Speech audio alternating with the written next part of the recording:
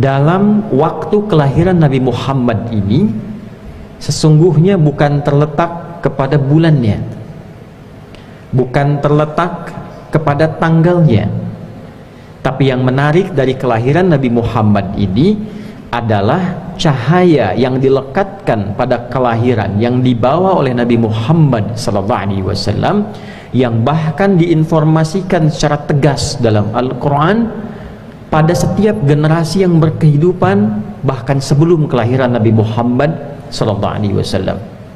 Satu-satunya Nabi yang dijelaskan dalam Al-Quran akan menjadi Nabi teragung, Nabi paling istimewa, membawa cahaya berupa pedoman berkehidupan sehingga mampu mengentaskan, menyelesaikan semua masalah kehidupan di setiap aktivitas hidup yang kita jalani. Aktivitas sebagai personal, aktivitas di rumah tangga, aktivitas di pekerjaan, aktivitas kehidupan sosial, bermasyarakat, berbangsa, bernegara. Nabi Muhammad ini istimewanya tidak hanya sekedar lahir, tapi kelahirannya membawa cahaya dalam bentuk seluruh pedoman yang menjadi solusi dari setiap masalah kehidupan kita.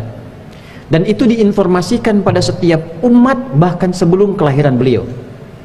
Bila kita lacak di Al-Quran surah ke-7 Al-A'raf di ayat 109, di ayat 157 misalnya, Quran surah ke-7 Al-A'raf di ayat 157, Allah menegaskan di antara sifat Nabi Muhammad yang diviralkan di dua kitab utama sebelum kelahiran beliau dengan firman-Nya yang tegas, a'udzubillahi minasyaitonirrajim, bismillahirrahmanirrahim, alladzina yattabi'una ar-rasulan nabiyyal ummiyya alladzi yajidunahu maktuban 'indahum fit taurati wal injil.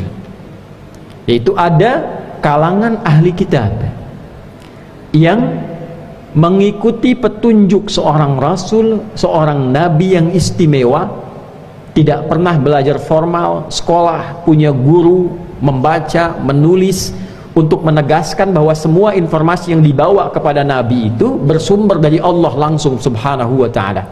Jadi sifat ummi yang melekat pada nabi itu bukan kekurangan, tapi penegasan mukjizat kerasulan dan kenabian Nabi Muhammad SAW untuk menunjukkan bahwa seluruh informasi yang disampaikan itu bukan hasil pelajaran sekolah, bukan pendidikan guru, tapi langsung diajarkan, diwahyukan oleh Allah subhanahu wa ta'ala. Ini yang dimaksud kalimat Nabi, adabani rabbi fa ahsana ta'dibi.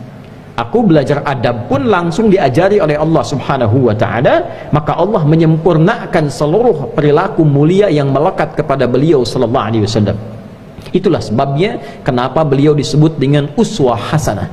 Quran surah ke-33 ayat 21, laqad kana lakum fi rasulillahi uswatun hasanah. Kembali ke Al-Quran surah ke-7 Al-A'raf di ayat 157, alladzi yajidunahu maktuban 'indahum fit taurati wal injil.